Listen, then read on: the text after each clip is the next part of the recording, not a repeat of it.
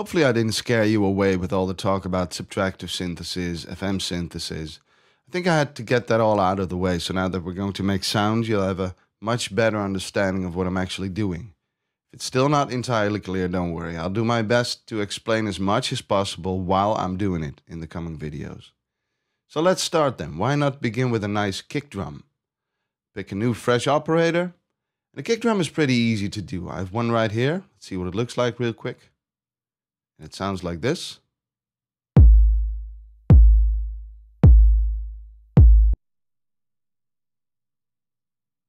Basically a lot of sine waves with a bit of punch at the start. That's pretty much about it. Let's zoom in on the operator a bit. And there's the sine wave in the default already. I could do this with a subtractive synth easily, but since we just talked about FM, why not use that? Remember these colors here? They correspond to the oscillators on the left. And we're going to start out by using oscillator A, the yellow one. That has the sine wave. If I play this all over my keyboard, it has a pitch. Right? Maybe that's not convenient for a kick drum. I want to play all over the keyboard, play any key, and have the same sound everywhere. So I'll go to the oscillator and set the tuning here to a fixed mode. That gives me a pitch of 100 Hertz over here. So wherever I play now, it's always going to be at 100 Hertz. Let's put that nice and low. Maybe around 60 Hertz. 57.5 will do. How's that? Is that good? All right, going back to that kick drum for a moment. And I can see that the start is a bit chaotic. Then the envelope sets in, so it fades out gradually. So that's what I need to try and recreate, all right? It's quite easy to do those first milliseconds using a pitch envelope. So the sine wave, which is now at 57.5 Hertz, will get a little bite at the start. Once I press this button here, the display lights up and the pitch envelope is now activated. Get to the knob next to it, that's the amount. Let's turn that all the way up.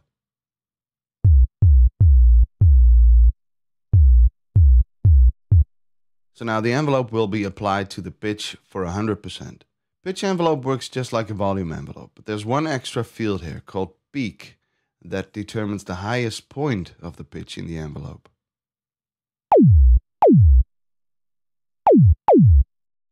That's way too high. All I want is a little bump at the start, so let's lower that to say, I don't know, 24 semitones.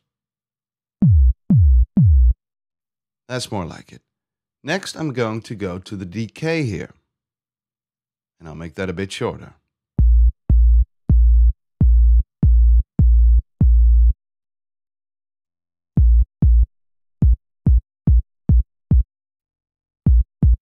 Now let me go into the oscillator itself, change the envelope a bit. Let me turn up the level here a bit. Well, I think we're getting close.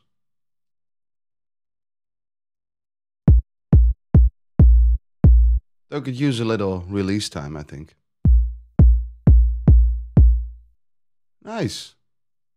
Let's go to oscillator B and see what we can do with frequency modulation to give it that little extra chaotic part at the start.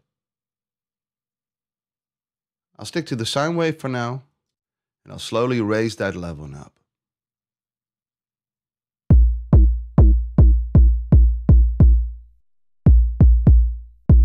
Yeah, I got a little bit of extra punch.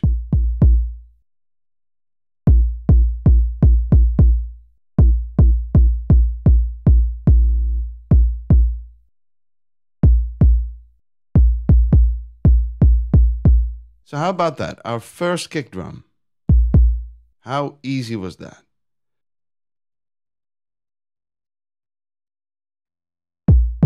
Let me raise that peak on the pitch envelope a bit. That's too much. So I'm in the pitch section now, and to clarify, the peak works like this. Pitch rises up really fast, so with no attack time at all. from an initial value of 12 semitones to 27 semitones. Then it falls down pretty fast to a sustained level of 0 semitones, and that's our 57.5 Hertz.